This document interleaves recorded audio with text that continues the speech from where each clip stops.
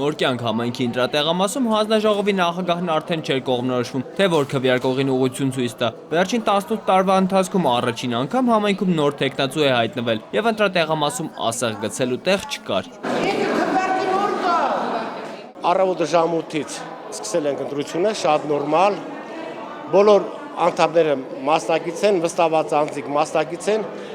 Կարող եմ ասել, այս պայդրությամբ բացարձակապես ոչ մի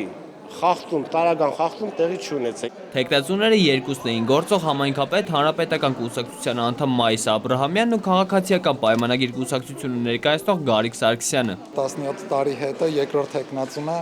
Առաջին անգամ ես համայնքապետի ընտրության եմ մասնակցում 30 տարեկան հասակում։ Ոչ մի խախտում տեղի չի ունեցել, նորմալ իր ընթացքով ընթանում է։ Նախնական տվյալով 18 տարվա մեջ առաջին անգամ նոր կյանքը նոր ղեկավար կունենա։ Քաղաքացիական պայմանագիր կուսակցությունը ներկայացնող Գարիկ Սարգսյանը 69 ձայնով առաջ է անցել Հանրապետական Մայիս Աբրահամյանից։ Աղվան Ասոյան, Ալբերտ Գալստյան, ժամը լրատվական։